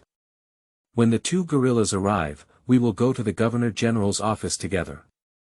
Zhang Yan saw Gui Yingzhan sitting in the first position on the lower right side of General Yang Guizhu, with a small table in front of him. A bowl of tea was placed on top of it, and all the commanders of the main barracks stood up behind him. He walked up to Yang Guizhu's left side and sat down in front of the first case. Zhang Cheng quickly followed and stood straight behind his uncle Zhang Yan. After Zhang Yan stood still, he nodded slightly to the other generals standing behind guerrilla Gui Yingzhan, as a gesture of greeting. In his memory, Zhang Cheng felt very familiar with them. After all, General Qian was already a leader in the military, let alone his uncle who was also a general. However, their understanding of these generals in Xuanzhen is very vague, and it seems that they can only reconnect and gain a deeper understanding of them in the future. Reading www.uukangshu.net. At the time of the giant deer, these people were probably all running back to Xian town. Zhang Cheng thought to himself, relying on his memory, he knew that Xian, De, and Shangxi towns were at the last moment, choosing to obey the military orders of Gao Qiqian, breaking away from the army of Governor Lu, and feeding the Governor-General of Xian to the Tartars. But how could they all blame them? As soon as Zhang Yan sat down, Ang Guizhu's personal soldiers immediately came up and picked up a large kettle from the fireplace in the middle of the tent, pouring him a bowl full of hot tea. As Zhang Yan sat down, Gui Yingzhan said in a heavy voice, "Du Li Jianming and Wenhui have to wait until Shinsha comes." Zhang Yan took a sip of tea and said with warmth, "Old Gua is just a quick-witted person, and the army is not short of this moment. Let's just wait for the two guerrillas." Upon hearing these words, General Yang Guizhu, who was sitting at the top, had a slightly displeased expression on his face. His eyebrows furrowed slightly, and he had some objections to Li Jianming and Wenhui. At this moment, the tent door lifted up and Li Jianming and Wen Hui, the guerrillas from Xuanzhen, arrived together, with their respective commanders following behind them. Zhang Cheng stood behind his uncle and carefully examined the two of them. Li Jianming had a tall and upright figure, looking like he was almost 40 years old last year, while Wen Hui had slightly gained weight and looked simple and honest. Judging from their age, they should be over 40 years old. Both of them were dressed in round necks with a large front and tin armor, exuding military prowess as they walked. As soon as Li Jianming entered Yang Guizhu's central army tent, he smiled and said, "Oh, it's so frustrating to have the military gate and the officers wait for a long time. Li has apologized." Wen Hui quickly apologized and both of them walked into the tent. They walked to the lower right corner and sat in front of the empty desk beside Guiyingzhen. The generals and officials of Xuanfu town who entered the capital this time gathered inside this army tent, along with thousands of cavalry commanders from various departments. Chapter 8. Yuanmen Cheese Wine Military Law. You are listening at novelfull.audio. Before Yang Guizhu could wait for his personal soldiers to come forward and pour tea for guerrilla Li Jianming and Wen Hui, he stood up from his seat and raised his voice, saying, "Everyone, come with me to the Governor-General's office. Don't miss the call of the governor." The generals of the Xuanfu in the tent quickly stood up. For a moment, the sound of jia yi colliding inside the tent became loud, and the generals and officials successively left the Chinese army tent. General Yang Guizhu rode his horse and walked at the front, with General Zhang Yan beside him. He was only one horse head away from Yang Guizhu, and behind him were guerrilla Guiyingzhen, Li Jianming, and Wen Hui riding their horses to follow. Zhang Cheng and other generals from various departments rode slowly behind, and finally, Yang Guizhu's personal army guards followed and protected him. The generals entered the city of Chongping one after another and headed straight to the governor's office of Lu Xiang.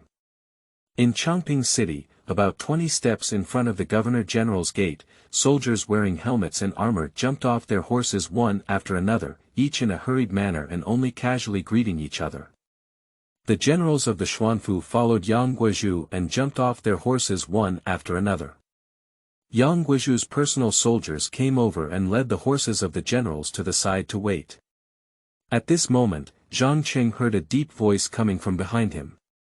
"General Yang." Turning his head, he saw a general jumping off a strong horse. He seemed to be on par with Yang Guizhu in his 50s, not tall but extremely strong.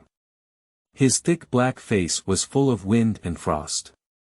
Wearing a thick pair of iron armor, wearing a tassel helmet on top of his head, and also wearing a cloak and cloak behind him, with faint bloodstains. His eyes were fierce and majestic as he gazed. Seeing the general jump off his horse, Yang Guizhu also stopped and greeted him, "Tiger, have you just come over?" Zhang Cheng, who was following behind, suddenly remembered that this general should be the commander-in-chief of the military, Hu Dawei, the general of Shangxi town. He was originally a surrendered soldier from outside the Great Wall, but he was brave and strategic. After joining the army, he had many military achievements and accumulated many merits, eventually becoming a general in Shangxi. At this moment, Tiger Dawei was also accompanied by 3 sturdy and powerful generals. Judging from their armor and attire, they should be one of his Shangxi town generals and 2 guerrilla fighters. Following behind were some officers of the rank of 1,000 generals, each wearing helmets and armor, displaying a majestic demeanor. Hu Dawei and Yang Guizhu were old acquaintances and had some kind of friendship. He quickly stepped forward and said, "Brother Yang, let's go in quickly. Don't call me the governor." After finishing speaking, he reached out and pulled Yang Guizhu forward quickly. The generals of Xuanfu and Shangxi towns followed closely behind, walking quickly towards the governor-general's office of Lu Xiang. In Chongping city, in front of the gate of the Xuanda governor-general's departure, dozens of armored generals, brightly colored cloaks, have gathered. Zhang Cheng still stood behind his uncle Zhang Yan, looking forward. Hu Dawei, the general of Shangxi, stood up to the right of Yang Guizhu, and to his left also stood a great general, with more than 10 generals standing behind him. Zhang Cheng carefully looked at the general on the left side of Yang Guizhou, who looked quite young, probably not yet in his prime. However, his armor was extremely gorgeous, with beautiful feathers inserted on the top of it, which was very eye-catching beside Yang Guizhou and Tiger Dawei. Along with the several officials and generals standing behind him, they were all dressed in the same bright armor, each with a bright red cloak and cloak. As far as Zhang Cheng knew, at this time, all the other reinforcements had not arrived, and outside the city of Chongping, there were only cavalry from the 3 towns of Xuanfu, Datong, and Shaanxi brought in by Governor-General Lu Xiang. So, Zhang Cheng guessed that this person must be Wang Puyi, the commander of the Datong army. As far as he knew, the Wang Pu family was already a wealthy merchant and tycoon in Shaanxi, with extremely rich wealth. Judging from his attire, it is estimated that the position of the chief military officer was obtained through some means of gold and silver. Moreover, in my memory, Wang Pu was just a playboy. He was not good at killing enemies in battle, but he was skilled in killing good and making great contributions. In the 9th year of the Chongzhen reign, he led his army to aid the capital and claimed to have killed more than 1,000 heads of Qing soldiers, most of whom were good people's heads. A few years later, in the Battle of Songshan, he was the first to flee, causing Ma Ku, Li Fuming, Wu Sangue and other troops to flee, and ultimately ending up being executed by Chongzhen's decree. Yang Guizhou and Hu Dawei stood by the side of Datong General War King Park, their heavy and old armor immediately being defeated by Wang Park. However, Zhang Cheng knew that the armor on Yang Guizhou and Tiger Dawei was much more practical than the one on Wang Pu's body, and the intrinsic gold content was incomparable to the fancy armor on Wang Pu's body. At this time, he was appointed as the Minister of War and the right censor of the Imperial Secretariat, and was given a precious sword by the Imperial Court. The Governor-General of the whole country, Lu Xiang, and the Governor-General of Xian, De, and Shaanxi, rode slowly with the support of his commanding officers and staff, and arrived at the Yuan Gate. Lu Xiang, the Governor-General of Xian, jumped off the Wuming Ji with agility, and a group of personal generals and staff also dismounted along with him. At the Yuan Gate, a huge iron table had already been placed, with 5 wine bowls and a long sword placed on it. The long sword was also wrapped in a layer of yellow silk, resembling a precious sword bestowed by the emperor today. In addition, some banners and golden drums were placed on the iron table, and next to the iron table stood 10 personal soldiers of Governor Lu, holding 5 roosters.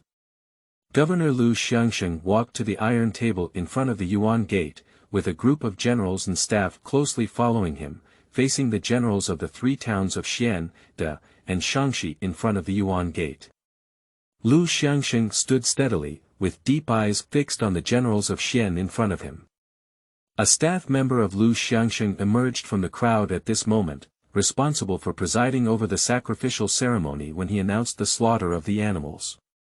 The Governor-General of Xuanda, Lu Xiang, and his trusted guerrilla commander Chenan, approached and pressed his waist knife, shouting loudly, "Draw your sword and slaughter the livestock." At that moment, 5 of the 10 soldiers standing by the iron table held the chicken's body and extended its head forward. The 5 soldiers then drew their waist knives and swung them vigorously to cut off the chicken's head. Fresh blood gushed out from the neck of the rooster.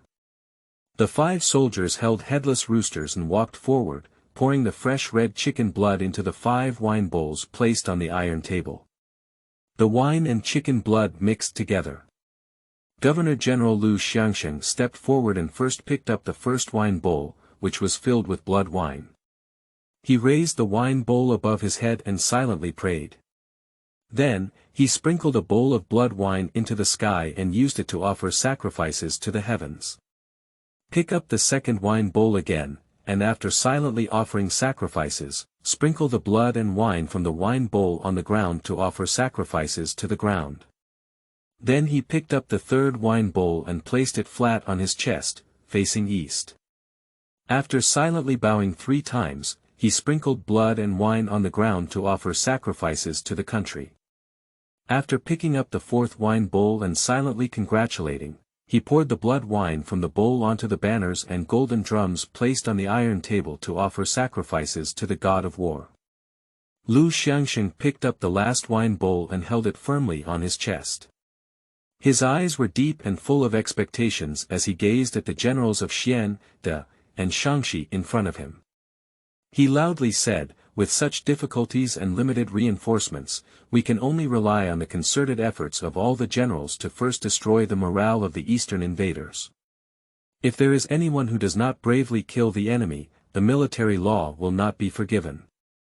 After Lu Xiang finished speaking, he poured the blood and wine from the bowl heavily onto the long sword on the iron table. The generals and officials from the three towns of Xian, De, and Shangxi in front of the Yuan gate were all solemn in expression, and their hearts were also shocked. They immediately shouted in unison, "Brave to kill the enemy, defend the capital. Brave to kill the enemy, defend the capital." The Governor-General of Xuande, Lu Xiang, had always thought that if the emperor sent him to govern the troops of the heavenly king of Qin, he could lead the elite soldiers of the heavenly king of Qin gathered in the capital to fight to the death against the Tartars in the area of the capital, forcing them not to easily invade the important areas of our main capital again. Unexpectedly, as soon as he arrived at the Chongping station, he received news that the courtier Yang Sihang and eunuch Gao Qiqian both advocated for peace negotiations with the Donglu, even willing to enter into an alliance under the city. Now, the officials and elders in the capital are discussing this matter, which has already spread widely, which has made Lu Xiang very angry. At this moment, Lu Xiang looked at the generals in front of him, his eyes full of profound meaning, and he even made a deep bow to the generals present. After the end of the Tian Cheese Wine War, Lu Xiang left all the generals from the three towns of Xian, De, and Shangxi behind and returned to the hall of the Governor-General's office to continue discussing military affairs and deploying preparations for the upcoming battle with the Donglu. The three town generals stayed behind to discuss military affairs, and the remaining generals returned to their camps on their own. Chapter 9. Night Tales of Kings and Subjects in the East Warm Pavilion, Part 1. You are listening at novelfull.audio. In the city of Chongping, there is a three-story Qiao Tower, and the Governor-General's headquarters, Lu Xiang, is located within this Qiao Tower in Chongping.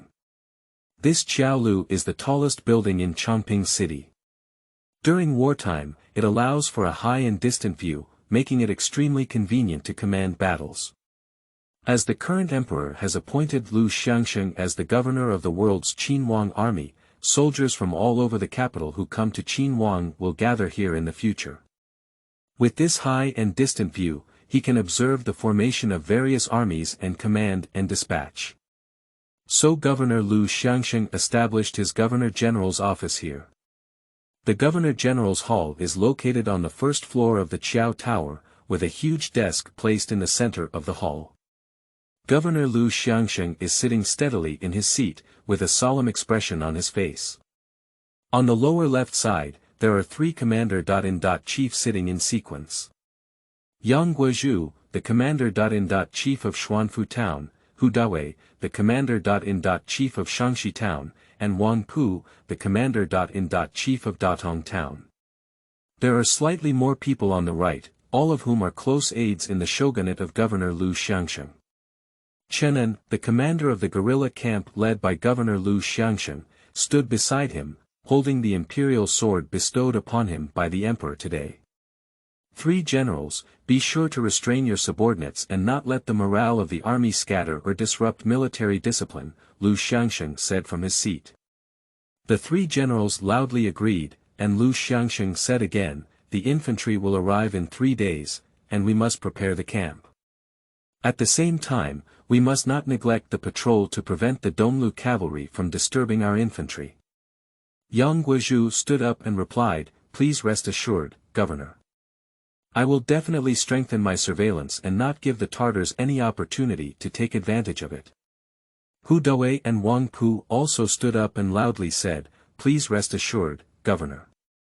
Lu Xiang sat there, nodded, and then said, except for the scouts and soldiers in each town, we can take a little rest to ease the fatigue of our soldiers, nourish our spirits, and then engage in bloody battles with the enemy. Yang Guizhu and others stood up again to take orders and thanked the governor for showing mercy to the soldiers. At this moment, a trusted aide of Lu Xiang knew that the emperor would definitely summon him in the next 2 days, so he stood up and asked, "Governor, if Mr. Yang and the emperor ask about the governor's opinion on whether to make peace or fight against the Donglu, what response will the governor make?" Upon hearing these words, Lu Xiang's face darkened. He stood up from his seat, gripping the handle of his sword tightly, and said, "I, Lu, have received great favor from the emperor. I wish I could donate this body to the country as a reward for the grandeur of the emperor's kindness. Today, Donglu is in trouble, and I can only speak of war, not peace." Further discussions were held on matters such as allowing the military to take a short break and prepare to search for the enemy for battle, as well as planning campsites for other loyalist troops that were about to arrive. As a result, the generals and staff dispersed one after another.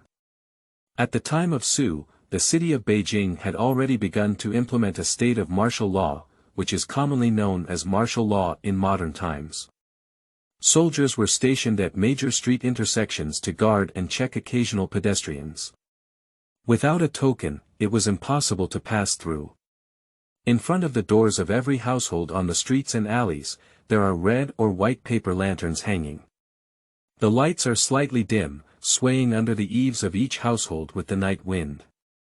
The already dim lights flicker from time to time, as if highlighting the hardships suffered by the capital city of the Ming dynasty. Under the flickering dim lights, one can still vaguely see martial law notices posted on the walls of various street intersections, adding to the tense atmosphere of Beijing under the preparation for the enemy. On the broad streets and narrow alleys, there are occasional watchmen carrying a small red lantern, weakly tapping their bangs or gongs. Their trembling figures occasionally appear and quickly disappear into the darkness. The sound of bangs or gongs also gradually fades away in the wind, like a funeral bell, suggesting that the dawn is getting worse day by day. Since the second year of the Chongzhen reign, the Tartars have broken through our side walls and invaded important areas of the Ming dynasty's capital more than once. This is the third time they have directly approached Beijing, as if entering an uninhabited territory. They come and go freely, each time deeper than before, plundering a large amount of gold, silver, wealth, and population, and leaving with great prowess. The once prosperous Ming dynasty and the bustling Beijing city can still withstand several such ups and downs. The Tartars were ordered by General Dorgan to break down the wall and invade from King Shanku in Jizhen, while General Yang Wu, Yutua, broke down the wall and invade from Miyun Qiangxiling. The two armies of 100,000 Tartars have already gathered in Tongzhou, more than 40 miles east of Beijing. Shortly after the two groups of Tartar soldiers broke through the border walls and invaded, Wu Heng, the governor of Jiliao in the Ming dynasty, and Lu Zongwen, the commander-in-chief, died in battle one after another. The eunuch Jing Shizhao, who was guarding the area, resigned without authorization and fled. The Qing army then drove straight in, and at this moment, it was raging on both sides of the Tongzhou section of the Grand Canal, with wolves and smoke everywhere, and life was in ruins. Due to the meeting of the two armies led by the Tartars Dorgan and Yutazuo in Tongzhou, not far from Beijing, which seriously threatened the safety of the capital, the battle in the direction of Dongzhimen and Chaoyang Gate to the east of Beijing is currently the most tense, and the lanterns on the top of the city are denser than elsewhere. Multiple bonfires have been set up outside the city, and the flames have extended far and wide. More than 100,000 displaced people from outside Beijing have fled into the city, and the government has nowhere to shelter them. Many of them huddle in the corners of various streets and alleys, facing the wind. Many of them are crowded together, regardless of gender, old or weak, but they all rely on each other's warmth to survive the cold nights. Even so, every night, many people still die from hunger and cold. On the evening of the third day of the 10th month in the 11th year of the Chongzhen reign of the Ming dynasty, in the Wenhua Hall of the Daming Palace in Beijing, the current Chongzhen emperor first summoned the imperial censor Gao Qiqian, who was in charge of the military affairs of the Tianxia Qinhuang, and now also summoned Yang Sikhang, the Minister of War and the Assistant Minister of the current cabinet, to attend. The Wenhua Hall, a palace building built in the 18th year of the Yongle reign of the Ming dynasty, 1420, is located east of the Meridian Gate of the outer court and faces the Wuying Hall from east to west. In the early years of the Ming dynasty, it was once used as the viewing place for the current crown prince. According to the 5 elements theory, the east belongs to wood, and the color is green. Yu reading www.yuukangshu.net represents growth, so the palace roof used by the crown prince is covered with green glazed tiles. Later, due to the young age of most of the Ming dynasty's princes, they were unable to directly participate in political affairs. Since the 15th year of the Jiajing reign, 1536, it has been used as the emperor's temporary hall, and the building has since been changed to a yellow glazed tile roof. Famous ritual ceremonies for the scriptures were also held here.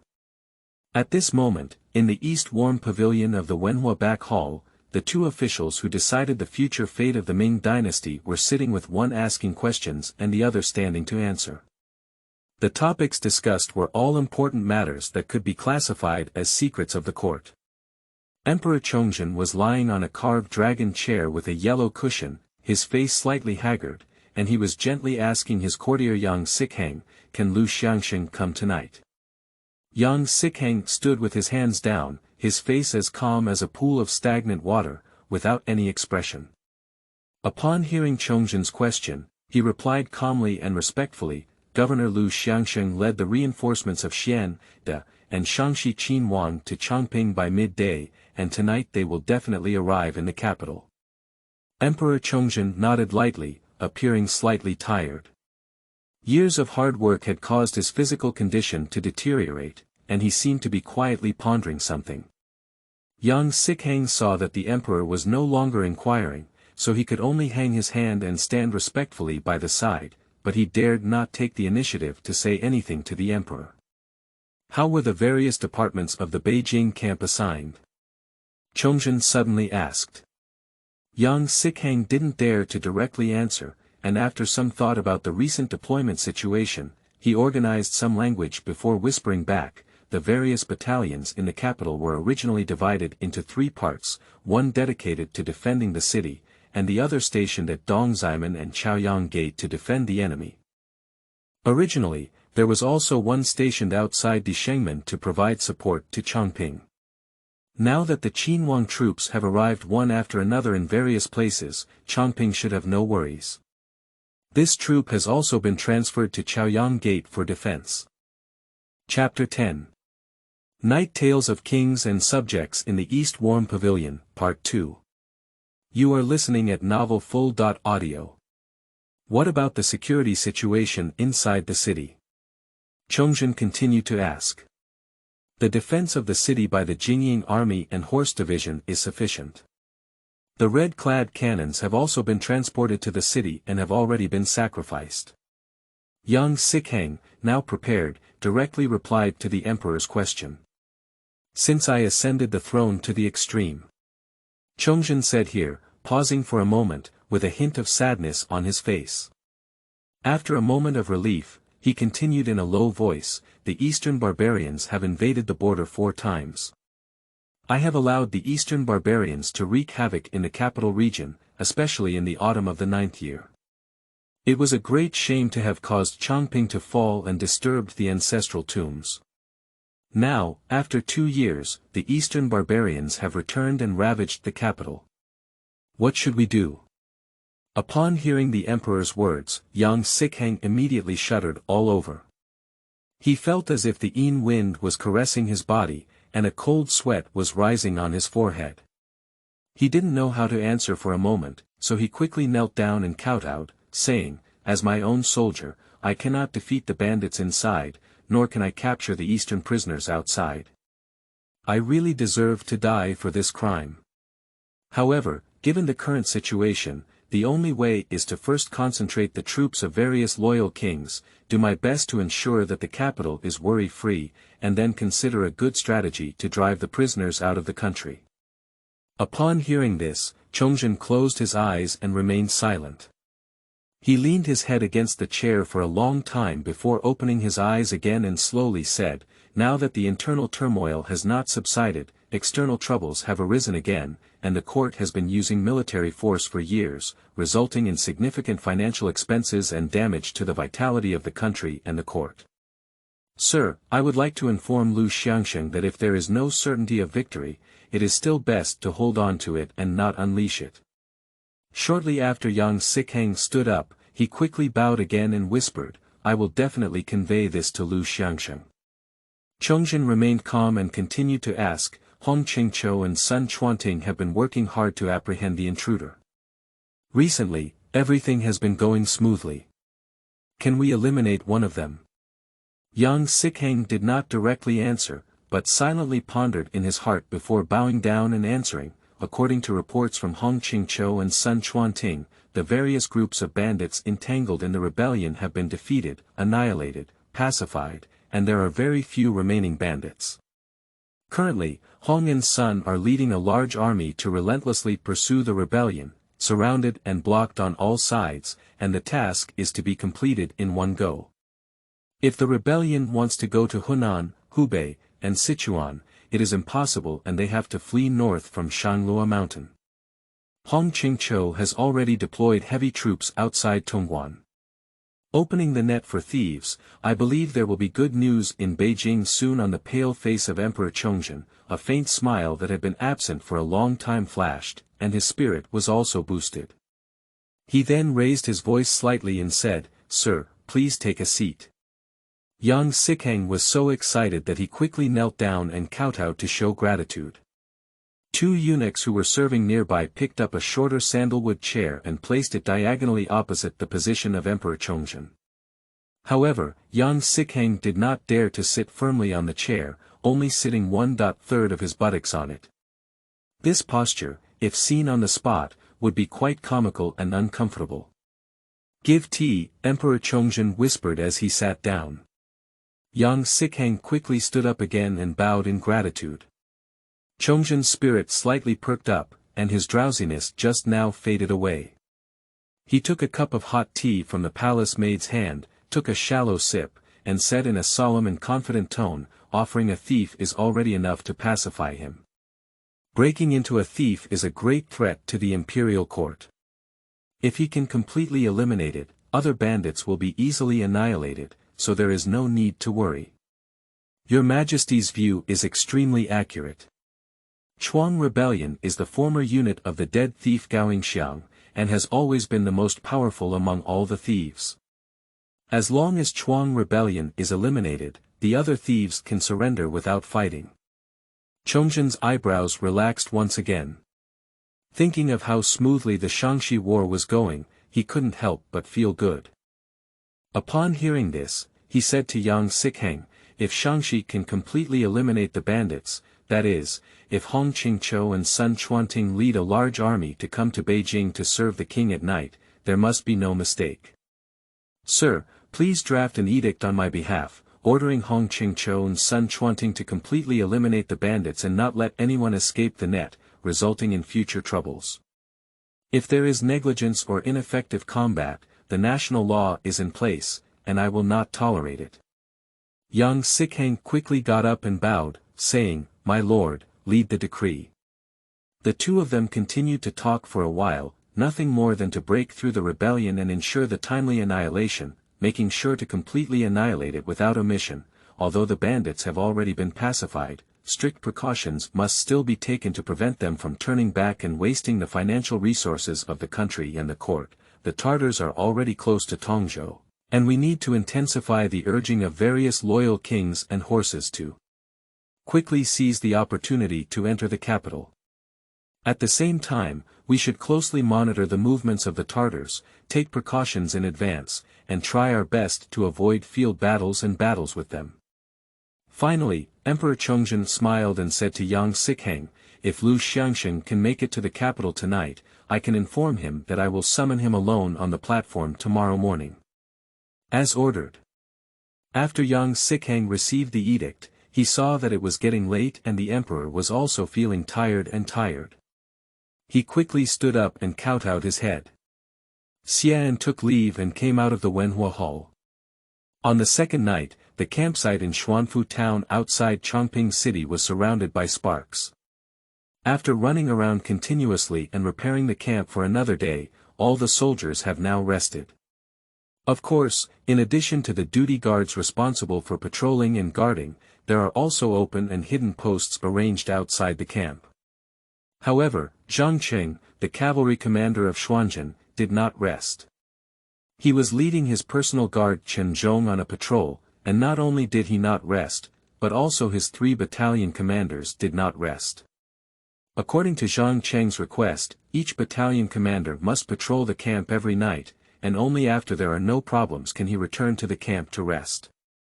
Yu reading www.yuukangshu.net, and he himself had to patrol the entire headquarters camp. He knew very well that these lively nights, after the battle of the giant deer, how many more could return to the Xian mansion. Although Zhang Cheng knew the ending in his heart, he couldn't say it to anyone, even to his own uncle. Many times, an inexplicable sadness and a powerless lament filled his heart. He felt like a lone swan, with no group of his own in this world, let alone anyone to confide in. He was like an outsider in this world, surrounded by endless darkness. Even if he burned himself up, he probably couldn't make any changes. He knew in his heart that the only thing he could do now was to strive to become stronger, not only in terms of strength, but also in terms of inner strength. What he wanted was truly strong, otherwise he might not be able to endure these lonely days. Of course, everything will have to wait until after the battle of the giant deer to have time to consider. Zhang Cheng thought to himself that it was an honor to follow the commanding minister Lu Xiang, a hero who had an extremely high image in his heart. Moreover, with his current identity, he could not avoid entering the capital this time. The only thing he could do now was to do well in Zhang Cheng and wholeheartedly participate in this major historical event. Striving hard to make a slight change in this historical event, the best outcome would be to save Lu Xiang at a critical moment, which would be a great blessing for Ming dynasty. After returning from the patrol, Zhang Cheng sat in the tent, holding a scroll in his hand. However, his mind wandered through the endless void, constantly daydreaming. For a month now, he has been like this, often detached from things, not knowing where he is, often thinking deeply and extremely afraid.